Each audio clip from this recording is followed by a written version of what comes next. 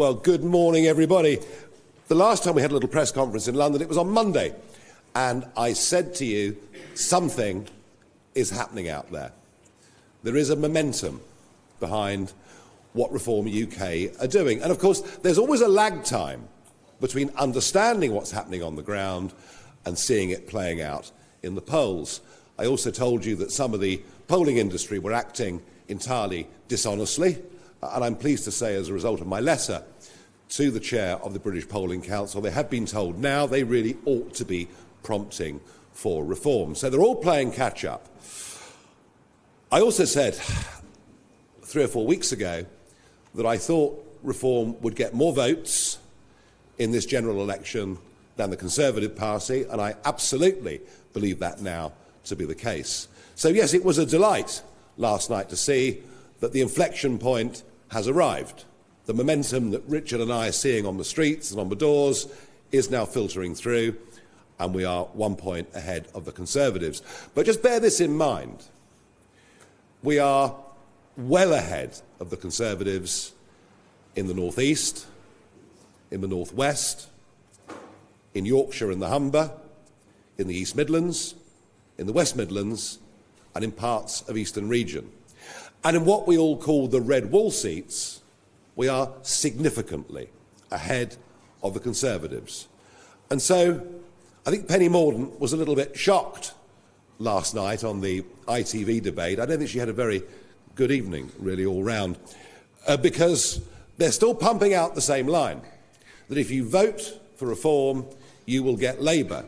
But the inflection point means that actually, if you vote Conservative in the red wall, you will almost certainly get Labour.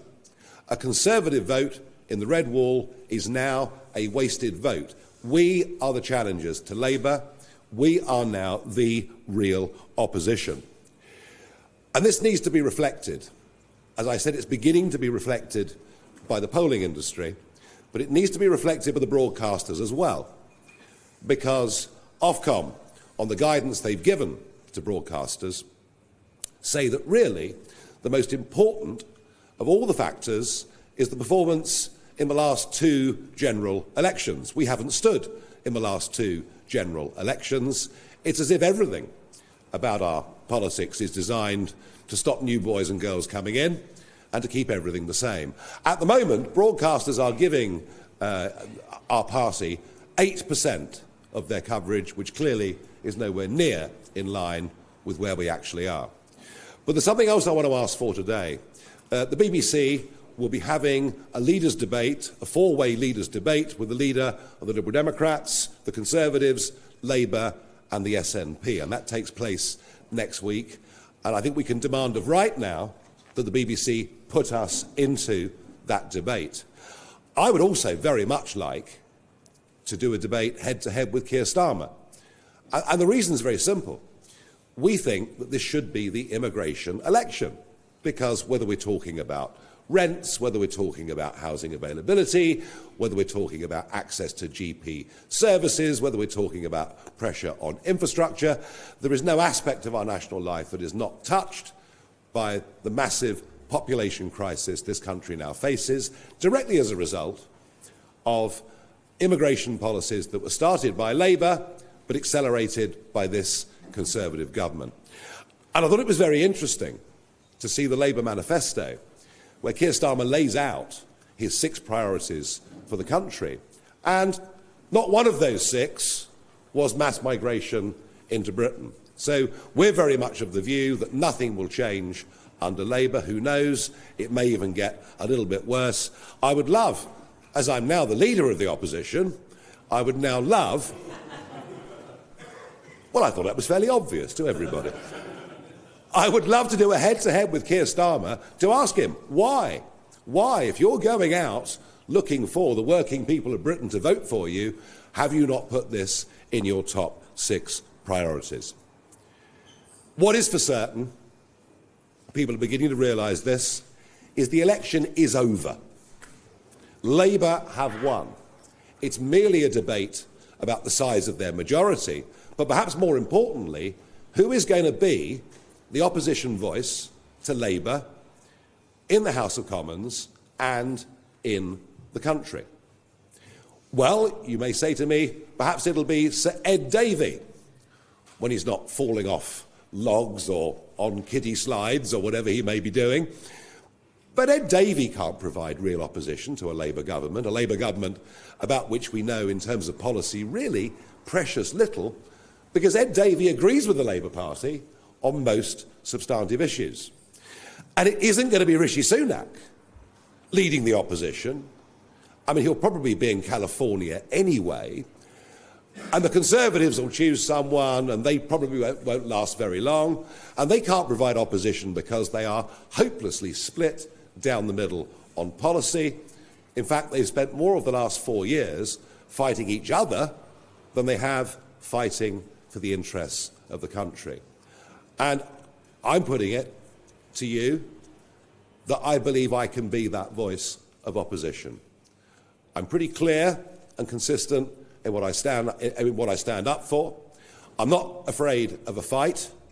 I don't bow to Twitter pressure or the mob on the streets.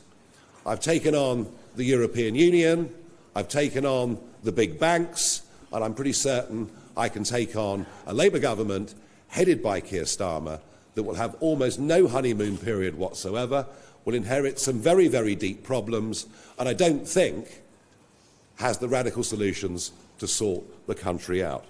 So my message to the country is thank you, but come on, join the revolt. What have you got to lose? You've been so let down, frankly betrayed, by the Conservatives after their 2019 win, that it really is time for something new. We're excited about this. We've got up 9 pips in the polls over the course of the last 10 days. I don't know where this ends, but I do feel momentum, optimism is out there with us. Thank you very much indeed.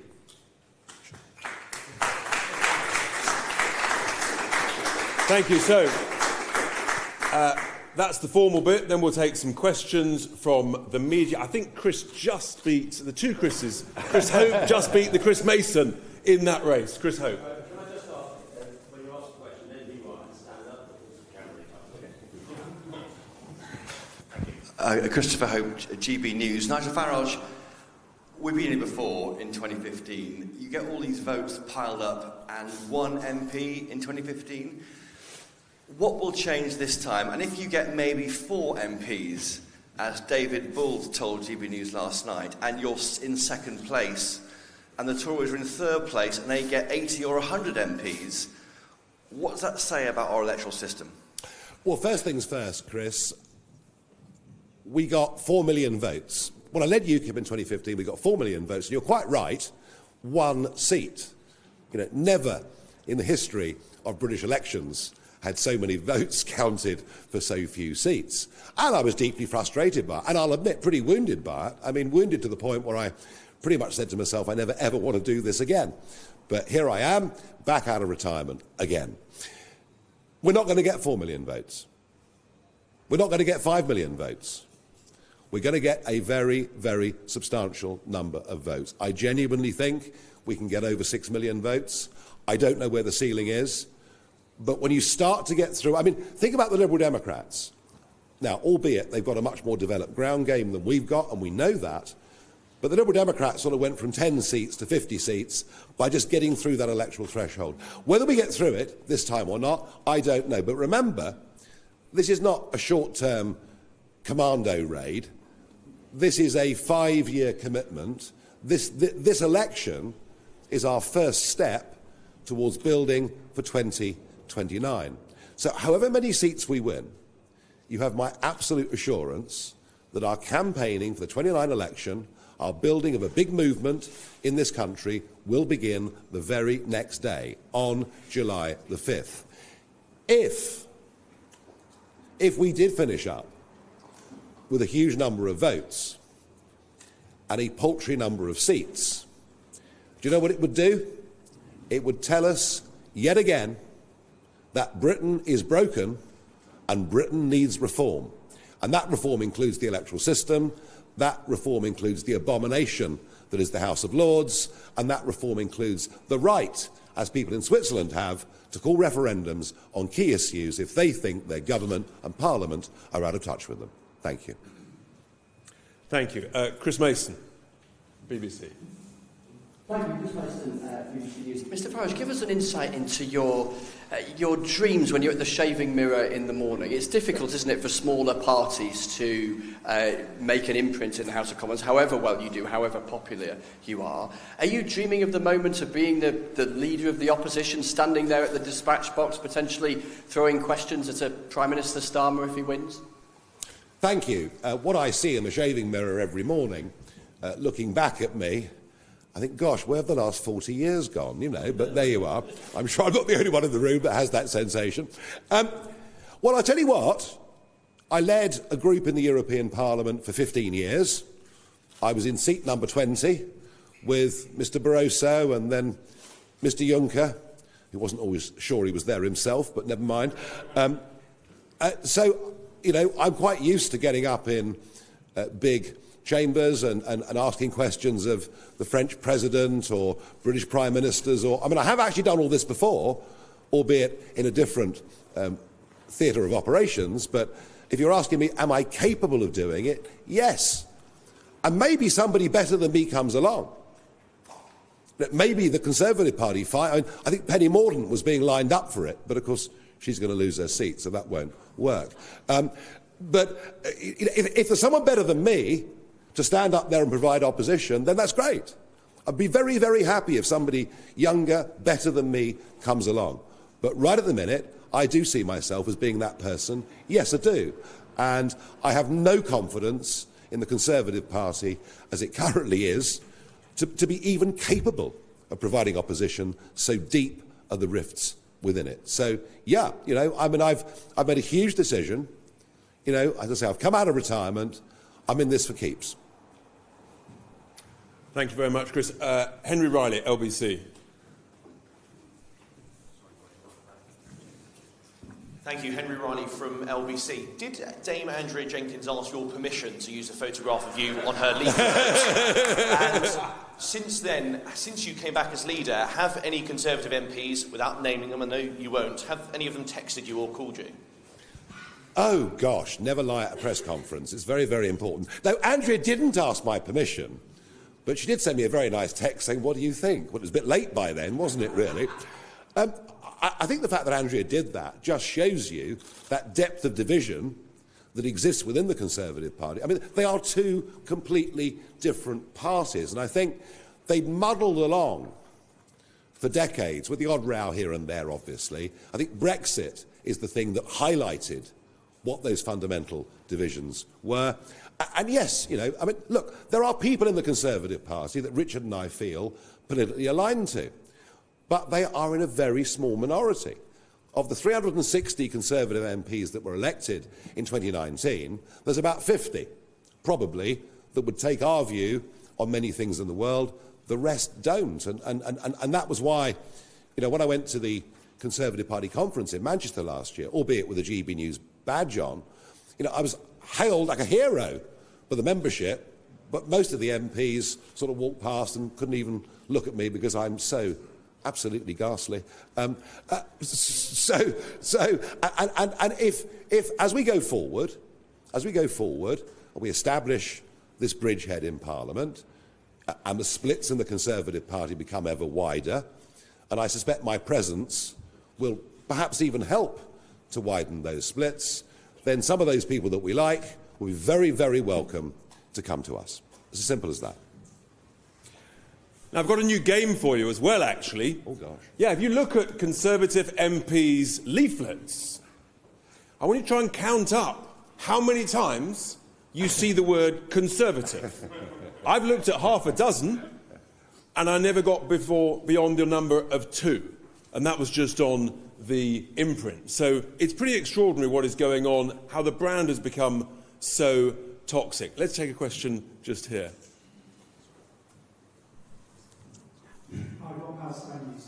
Isn't the most realistic way of you becoming leader of the opposition after this election to join the Tories? And can you rule that out?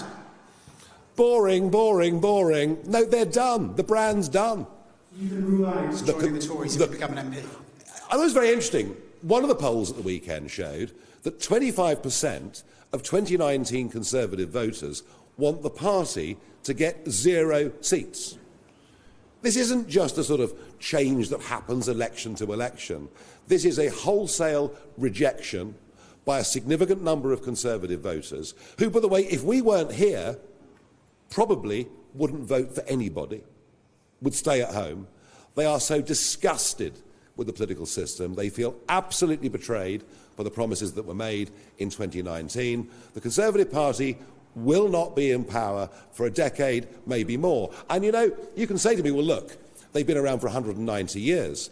But occasionally these big seismic shifts do happen. It happened in Britain in the 1920s. It happened in Canada in the early 1990s.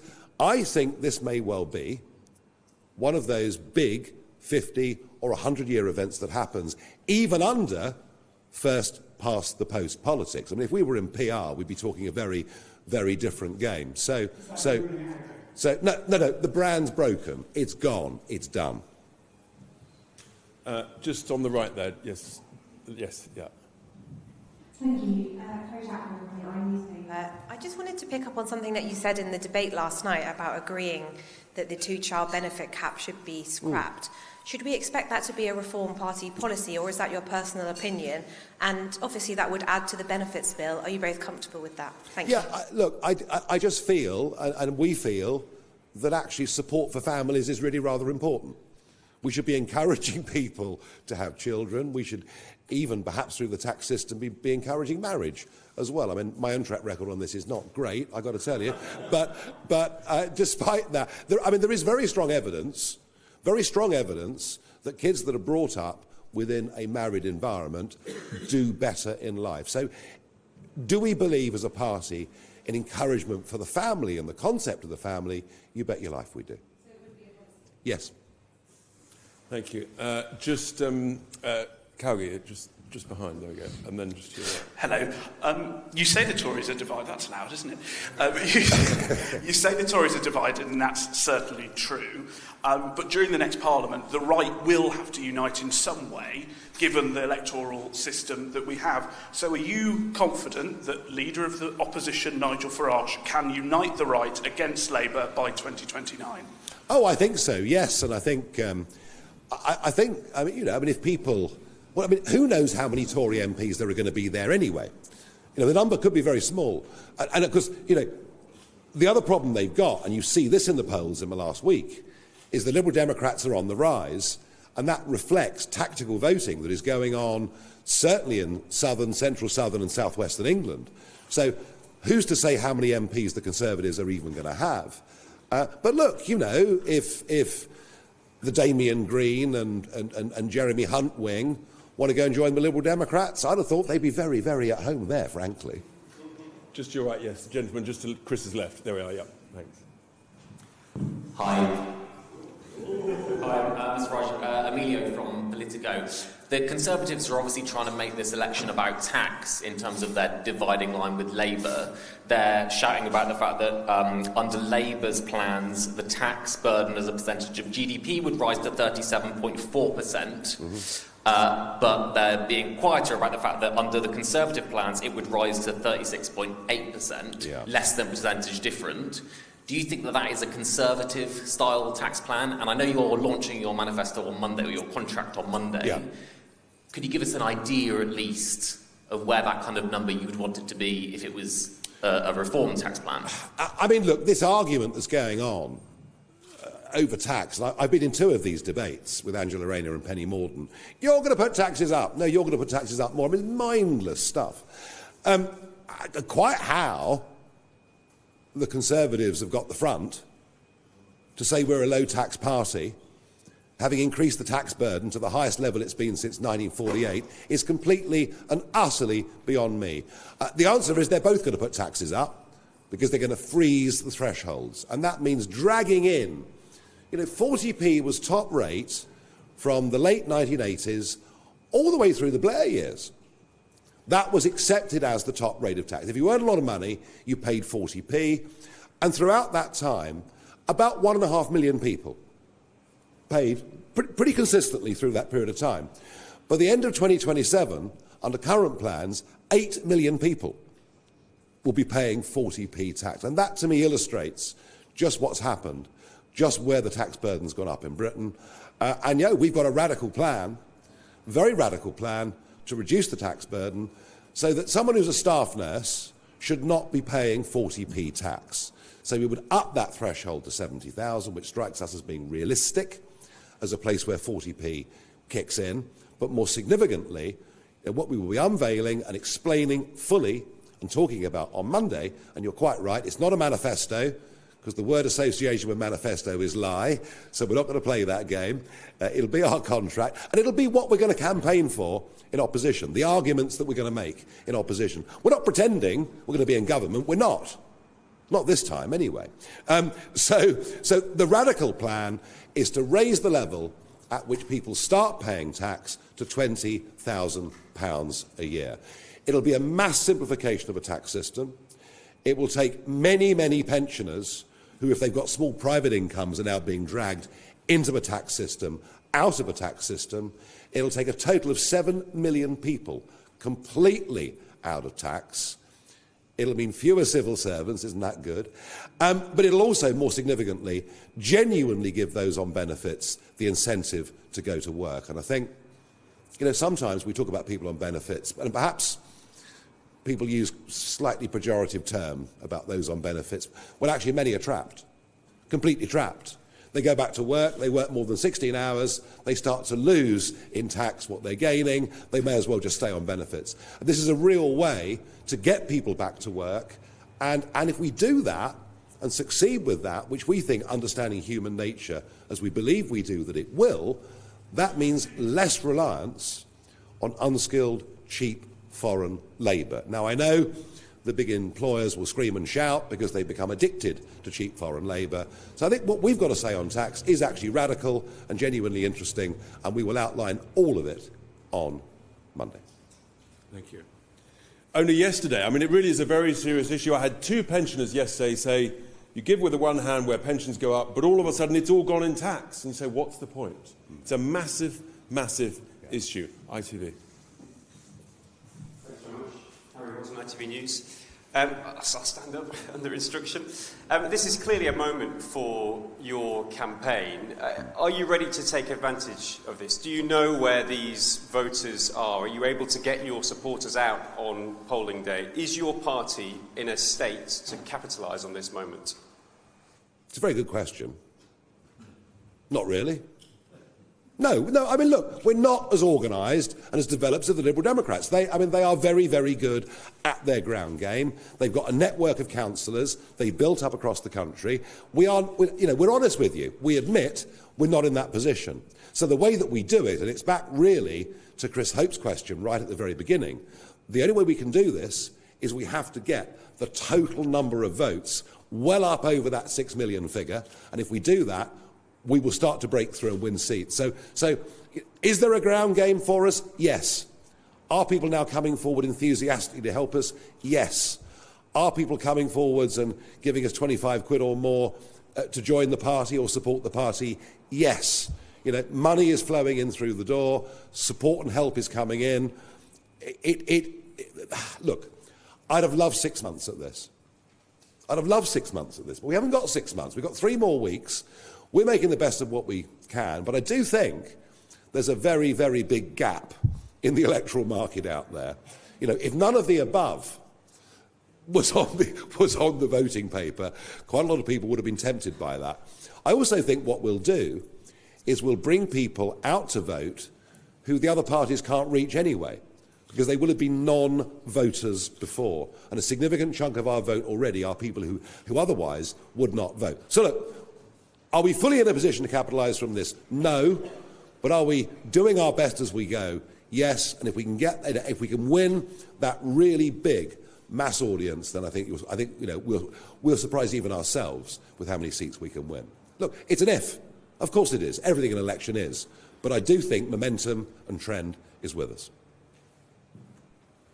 It's actually one of the saddest things you hear on the doors, where people say, it's not worth it, it won't make a difference. This time round, actually, I think there is a sense of belief that it can make a difference, that it's a journey. It just feels very, very different to before. Yes, gentleman, they're just there. Thank you very much. Jochen Bittner, German news weekly Die Zeit. Mr. Farage, if you would allow a question from the German perspective. As you know, there is a similar party in Germany which manages to tap into the pool of disenfranchised voters who have left the Conservative Party and also the Social Democratic Party. Now, this party, the AfD, they have also grown very quickly. And they ran into the problem that a number of their candidates held views that were quite damaging to the party. So how do you want to prevent running into a similar problem? No, it's a good question. I mean, the AfD, I knew the founders of the AfD and I saw them in the European Parliament. And of course, it was actually founded by academics who were really worried about Germany's place in the euro. And that was the main thing that got the party going. Yeah, look, they've had some real wrong-uns in the AfD, not at grassroots level, but at quite senior elected level, out in, as you know better than me, out in some of the Länder. All I can tell you is this. In my previous incarnation as leader of UKIP, I had an absolute rule that nobody who'd ever been part of the British National Party or any organisation like that could even be a member of the party, let alone a candidate. And I was absolutely ruthless about that. And I think because I did that, I would honestly say to you, I did more to destroy the British National Party as an electoral force in Britain than absolutely anybody else. And the same thing applies this time. And of course, because it's been a very rapidly called election, and because 450 of our candidates have never stood before, they're not sophisticated politicos, they will have liked things on Facebook with links to somebody else. It doesn't make them extreme right or far right. I don't want support from people like that. I've never had the support and worked with people like that. I never will support people like that. I'm as acutely aware of the problem. We are in a better place with all of that than the AfD. Of that I have no doubt. And yes, of course, we're going to have our problems with candidates, as every party is, with a very, very rushed election. But it's funny, really, even though there are 651 seats up for grabs in the Commons, in most of the United Kingdom, there are really only 3 names people are going to vote for. They're going to vote for Sunak, Starmer or Farage, and that's the reality. Just there, hi. Hi, Sophie Huskisson from the Daily Mirror. So lots of people obviously got to see you again on I'm a Celebrity last year. Lots of me, yeah. Your former campmate, Fred Sirius, has said that after spending 3 weeks with you in the jungle, he doesn't think that you have a vision and he thinks that you just rant. What's your response to that? Jolly good, Fred. Happy birthday. Just at the front here, yes. Thank you very much. Sun newspaper. I want to ask you a question that's been put to you in Dover and a question that's been put to you in Clacton, and both times you've sort of batted it away rather speculatively. But now, as you say, the inflection point has happened. It might be one you're slightly more happy to answer. And that is, how many seats do you think you can get, or how many seats are you targeting? And if you won't give us a straight number, if the ballot box gods came down from the sky on July 4 and say, Nigel Farage, you can win in Clacton on seat, but that is it, there is one Reform MP in Parliament. Is that a deal you would take, or would you chance your arm with the electorate? Oh no, if you gave me a chance now to say, would I take Clacton and nothing else, I'd say no, absolutely not. We will win many more seats than Clacton. How many? Well, perhaps I can be more specific now than I've been before with you. I've literally got no idea. I don't know. I haven't got a clue. What's your target? I haven't got a target. I'm travelling optimistically, doing the best I can, building what's going to become a very, very big mass movement over the course of the next 5 years. Just you watch. Just hear it. Thanks, Camilla Long, Sunday Times. Nigel, leading on from the last question, are we to take it then that Clacton is not enough for you? Clacton is not enough. That I will agree with, yes. What are you going to do for the people of Clacton? Do what I do and have done for many, many years when I was an MEP. It's quite interesting. If I write a letter to banks or authorities or people with whom constituents have problems, they generally jump up and start to do things. So I do think I could be a champion for local people who've got problems with, they might be running their own business or whatever it is, and I can do that for them. But, you know something? Clacton is at the end of the line. It's the terminus. It can be easily forgotten. And it would be accurate to say that, of course, it has had some levelling up money, that's true. But kind of once levelling up money is spent, that's sort of it, really. You get a few pretty new buildings or whatever it may be. What I would hope to do, can't promise, what I'd hope to do as a national figure is attract some genuine business investment into the constituency. There are parts of that constituency that are genuinely really pretty hard up. You know, cost of living crisis, energy bills, things like that. It's very, very real indeed. And yet, there are 2 or 3 world-class engineering firms operating from within that constituency. If I can help showcase that and get more investment for them, I will have done my job as their representative. As I say, it would be foolish of me to guarantee I can do it, but I will damn well try. Lady just there with a hand up. Rowena Mason from The Guardian. What number of seats would make you feel happy to wake up having won on election morning? You said Clacton's not enough. If you got, say, 10, would you feel happy and satisfied by that? And secondly, has Reform got enough money to fight an election on this sort of nationwide scale, given you can see that the major parties, the Tories and Labour, are spending sort of £35 million each? I said earlier that money was coming in every day in small 25 quids, and we'll raise, we will raise £2 to £3 million in 25 quids, and that's great. But the real answer to your question, and I can be more direct on the second part of your question than the first, the real answer is, right at the moment, we do not have the ammunition that we need, and we're going to need for the establishment counter-attack that I expect to begin from the Labour Party as well, pretty imminently. So, no, we do need to raise money, a lot of money, very, very quickly, and that's something we're going to be focused on very heavily for the course of the next few days. So, yeah, we are the underdogs. We are the underdogs in every sense, and we haven't had much time to really get ready for this election. So, no, we do... I would admit a weakness there. We do need to raise a lot of money and do it very, very quickly indeed. We're trying. We genuinely are trying. How many seats would make me happy? I refer to the previous answer to the Sun newspaper. I have no idea. We're on a journey. We've got momentum. Let's see where it goes. All right, great. Is that good? I think that's it. Thank you very much indeed, everybody. Thanks for coming. Really appreciate it. And we will see you very, very soon. Good. Well done.